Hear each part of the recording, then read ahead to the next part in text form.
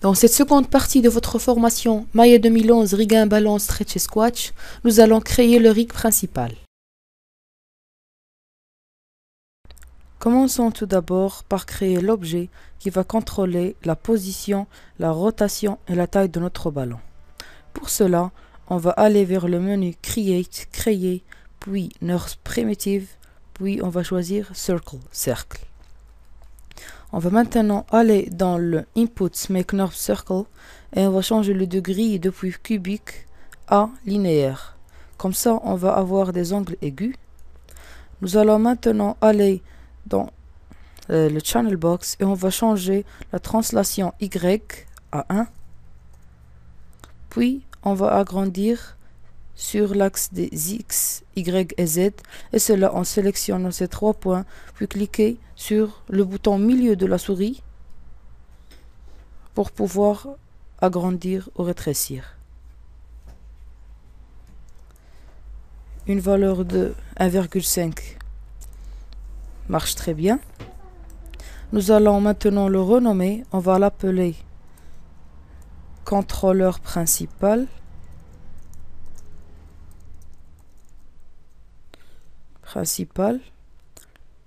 Puis nous allons maintenant centrer le pivot, supprimer l'historique et friser les transformations afin d'obtenir des valeurs nulles dans la translation et la rotation et des valeurs égales à 1 dans la taille ou bien dans le scale. Pour cela, nous allons aller dans Modify Freeze Transformations pour friser les transformations. Et voici, on a des valeurs nulles dans la translation et la rotation et des valeurs égales à 1 dans la taille. Nous allons aller dans le menu toujours Modify et nous allons cliquer sur le bouton Center Pivot pour centrer le pivot, comme ceci, au centre du cercle. Et finalement, nous allons aller sur Edit, Delete by Type, History. Et comme ça, on n'a plus d'inputs ici. Nous allons maintenant lui donner une couleur, donc en le gardant sélectionné, on va aller dans l'éditeur d'attributs en cliquant sur ce bouton ici, puis on va aller sur contrôleur principal Shape, c'est-à-dire la forme, puis on va descendre ici donc Object Display et on va cliquer dessus, puis on va aller sur Drawing Overrides, et puis on va cocher le bouton Enable Overrides. Et ici on peut choisir une couleur. J'aimerais choisir une couleur claire, donc je vais prendre la couleur jaune.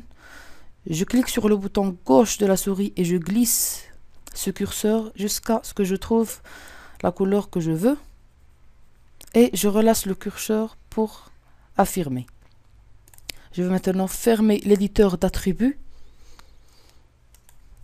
Nous allons maintenant créer le déformeur principal qui va nous permettre de bouger, de donner une rotation et une taille à notre ballon et aussi de contrôler le stretch et le squash. Tout d'abord, nous allons sélectionner notre ballon.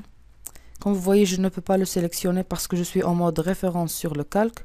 Je vais cliquer sur ce carreau ici jusqu'à ce que le carreau devienne vide. Maintenant, je peux le sélectionner. Je vais aller sur le bouton Créer déformeur et je vais choisir Lattice. J'obtiens une cage ici. Je vais changer, je vais aller sur le FFD1 Lattice Shape, puis je vais changer le T division depuis 5 à seulement 2 divisions. D'accord? Laissez-moi vous expliquer un peu comment marche la lattice.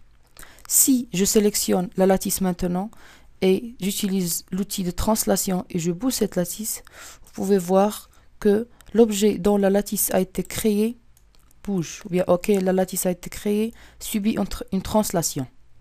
Eh bien, l'objet move parce qu'il y a une différence entre la lattice et la lattice base. Si on va sur le menu Window Outliner, on pourra voir cela plus clairement. Vous pouvez voir qu'il y a deux objets, la FFD1 lattice et FFD1 base. Eh bien, c'est la différence entre la translation, la rotation et la taille de ces deux FFD1 qui donne une déformation. Donc, si je sélectionne les deux et avec l'outil de translation, je fais une translation, vous pouvez voir que le ballon ne bouge pas. Je fais une rotation, donc je vais cliquer sur le bouton E pour avoir l'outil de rotation. Vous pouvez voir que le ballon ne subit pas de rotation. Cliquez sur le bouton Z pour revenir à l'étape précédente. Si je clique sur le bouton R pour aller vers le mode de changement de taille, vous pouvez voir qu'il n'y a pas de changement de taille sur le ballon. Et de là, on peut conclure que c'est la différence de la FFD1 lattice et FFD1 base qui donne une déformation.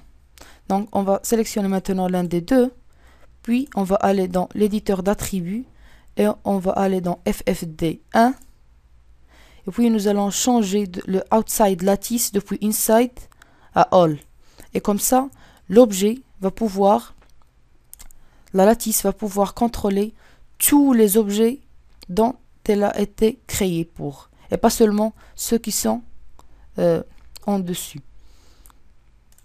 Pas seulement ceux qui, je m'excuse, pas seulement ceux qui sont à l'intérieur. Si par exemple je sélectionne ces deux objets, FFD1 base, et je change de taille, et maintenant je bouge seulement la lattice, vous pouvez voir que tous les objets, que le ballon bouge. Eh bien, si maintenant je reviens à l'éditeur d'attributs et je change depuis all à inside, l'objet va la lattice va contrôler seulement la partie du ballon qui est à l'intérieur de cette lattice. Et vous pouvez voir qu'il n'y aura qu'une seule déformation, qu'il n'y aura pas de déformation complète, mais plutôt une déformation partielle. Donc on va cliquer sur le bouton Z pour revenir à l'étape précédente. On va aller ici et voir s'il est à all. Oui, all. Et nous voici. Maintenant, si on clique sur le bouton droit, puis on va vers lattice point, vous pouvez voir que si je bouge les points, je déforme mon ballon. Et constatez bien que le mouvement de ces 4 points du haut donne un rétrécissement et un étirement. Pareil pour les 4 points du bas, qui donnent un rétrécissement et un étirement. Donc, je vais maintenant travailler sur la création du SSO et SS bas, c'est-à-dire le stretch squash haut, l'objet qui va contrôler le stretch et le squash du haut, et l'objet qui va contrôler le stretch et le squash du bas. Pour cela, je vais créer un cercle tout simplement. Donc je vais aller vers le menu Create NURBS Primitive, puis je vais choisir Circle Circle. Je vais aller sur le Make NURBS Circle et je vais chercher Radius. Et puis je vais changer sa taille à peu près 0,3. Je vais maintenant aller dans la vue de face en cliquant sur Espace, puis Espace ici sur la vue de face. Puis je vais le dupliquer, et cela en cliquant sur le bouton CTRL D. Et puis j'utilise l'outil de translation pour le bouger. Eh bien, je veux que le SSO, c'est-à-dire ce cercle ici et ce cercle ici, ait la même distance par rapport au haut du ballon et au bas du ballon. C'est-à-dire que la distance entre le cercle du haut et le haut du ballon est égale à la distance entre le cercle du bas et le bas du ballon. Pour cela, nous allons aller sur la vue de face. Nous allons, toujours avec l'outil de translation, nous allons cliquer sur le bouton X pour snapper à la grid, puis nous allons bouger sur l'axe des X, comme ceci. Nous allons maintenant friser les transformations pour le cercle du haut. Donc on va toujours sélectionner, on va aller sur le menu Modify, Freeze Transformation, comme ceci. Pour celui du bas, les transformations sont déjà nulles et le scale est déjà égal à 1.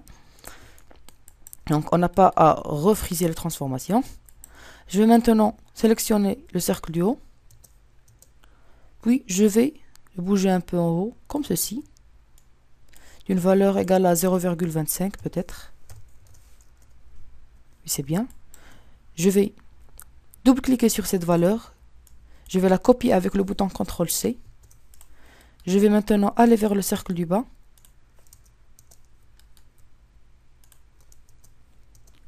Puis toujours, je vais aller sur la translation Y. Je vais la copier. Je vais la coller, je m'excuse. Puis, je vais changer le plus ici. Donc, c'est positif, je vais le rendre négatif. Et on a obtenu le résultat qu'on voulait. Maintenant, nous allons renommer ces deux cercles. Donc, pour le cercle du haut, je vais l'appeler SS pour Stretch Squatch O. SS O. Et pour le cercle du bas, je vais l'appeler SS bas pour Stretch Squatch bas. Je vais maintenant centrer le pivot, friser les transformations et supprimer l'historique sur ces deux cercles. Donc je vais les sélectionner tous les deux. Je vais cliquer sur le cercle du haut. Puis je vais cliquer sur le bouton Shift pour ajouter à ma sélection. Après quoi, je vais aller vers Modify Freeze Transformations pour friser les transformations. Toujours Modify Center Pivot pour centrer les pivots. Et aussi Edit, Delete by Type, History pour supprimer l'historique. Je peux aussi leur donner une couleur. Donc je vais sélectionner celui du haut. Je vais aller dans l'éditeur d'attributs. Et toujours dans le SSO Shape Object Display Drawing Override, je vais cocher Enable Overrides et je vais choisir une couleur rouge. Je vais faire de même pour le cercle du bas. Je vais choisir une couleur bleue. Bon, comme je vous ai dit tout à l'heure, le mouvement de ces 4 points du haut produit un étirement et un rétrécissement, comme ceci. Donc, on doit trouver un intermédiaire entre ces 4 points ici et le SSO et les 4 points du bas et le SS bas. Et comme ça, nous allons pouvoir étirer le ballon et le rétrécir seulement en bougeant le SSO et le SS bas. Ces intermédiaires sont appelés clusters. Pour créer un cluster, nous allons tout d'abord sélectionner la lattice, clic droit de la souris et aller vers lattice pointe. Nous allons sélectionner les 4 points, puis toujours dans Create Deformers, on va cliquer sur le bouton Cluster. On va faire de même pour les 4 points du bas, Create Deformer Cluster. Et maintenant, on peut étirer et rétrécir le ballon avec ces clusters. Donc, on n'a qu'à les parenter au SSO et à SS bas, chaque cluster respectivement. Et comme ça, le mouvement du SSO et du SS bas va contrôler l'étirement et le rétrécissement. Donc, je vais sélectionner le cluster, cliquer sur le bouton Shift pour ajouter à ma sélection le SSO, puis je vais cliquer sur le bouton P pour le parenter. Maintenant, le SSO contrôle la position, la rotation et la taille du cluster.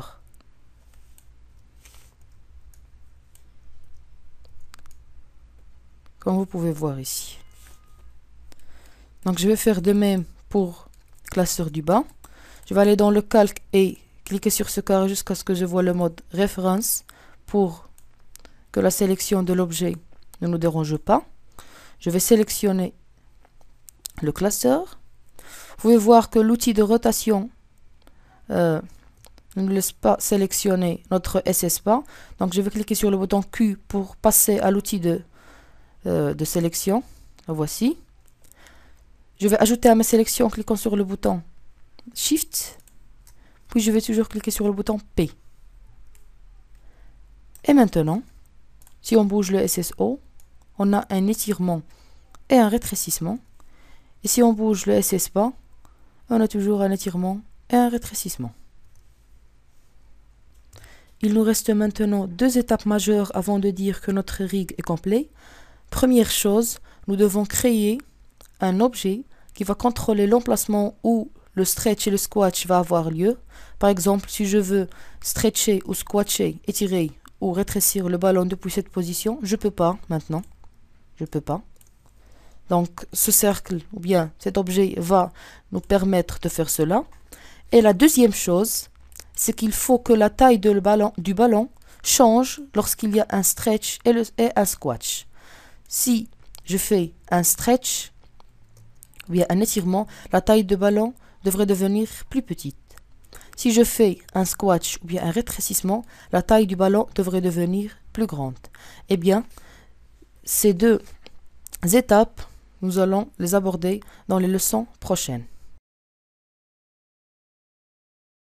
Ok, donc pour récapituler, nous avons créé le contrôleur principal, nous avons appris comment coloriser les NURBS, nous avons aussi appris à créer une lattice et nous avons discuté la manière dont elle marche et finalement nous avons appris à créer des classeurs.